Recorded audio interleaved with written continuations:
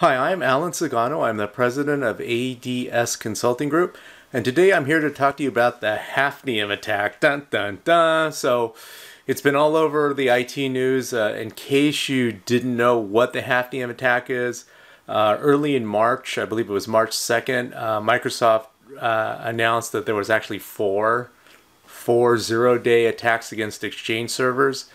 And we've seen to date, I'm recording this at the end of March, and to date there's been over like 25,000 Exchange servers that have been compromised. So if you haven't already, please patch your Exchange server with the latest patches and the latest cumulative updates, which should address these four zero-day vulnerabilities. Unfortunately, we had two clients that got compromised by the Hafnium attack. Some of them, one was compromised the day before on March 1st, before the patches were released, and the other one got compromised on the 2nd, the day the patches were released. So that being said, there's a good chance even if you did patch, you should still sweep your servers to make sure that you don't have any, the common attack is to drop a web shell on your Exchange server to make sure that it hasn't been compromised.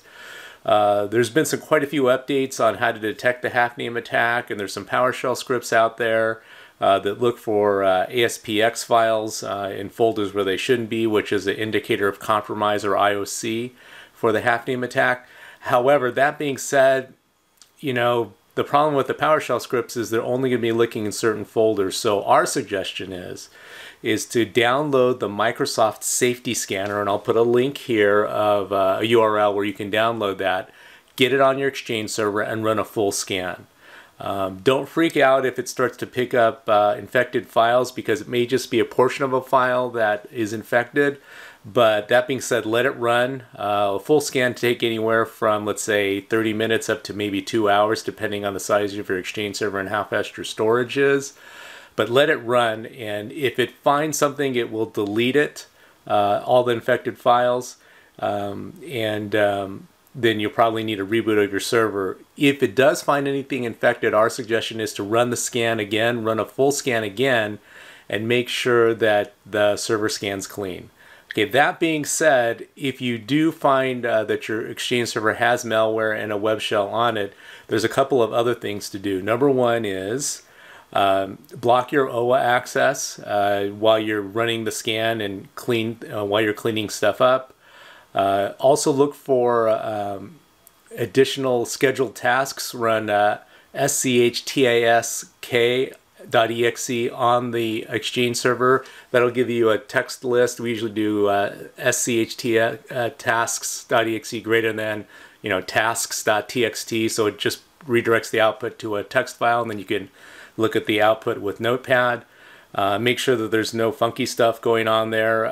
There's two files in particular that I'll list here that you need to look for as an additional indicator of compromise. Also, there's you want to look for an Opera web browser. I'll put in the registry. I'll put the path to the registry key you need to look at right here. And also, just out of an abundance of caution, we suggest resetting everybody's passwords in Active Directory just in case. Enable multi-factor authentication if you have it, or if you don't have it, consider signing up for it. Also block, I'll put a list here of all these known bad actors in terms of IP addresses. We would suggest just using your corporate firewall to just block all those IPs. Just, in martial arts, what's the best punch to block? It's the one where you're just not there. In other words, just kill all access to those IPs anyway. It's not a terrible idea. And I'll put a list of the known IPs where these attacks are coming from. And then obviously monitor your servers and your infrastructure for any other additional signs of infection. This also ties into, right, you should have an incident response plan for these types of incidents when they happen. We feel it should be part of your disaster recovery plan. And just to make sure that you're kept safe and you address any issues as soon as you possibly can. If you need any more information, if you need help cleaning up the Hafnium attack, if you need help with a disaster response plan, please send an email to info@adscon.com, and we'd be glad to help you out.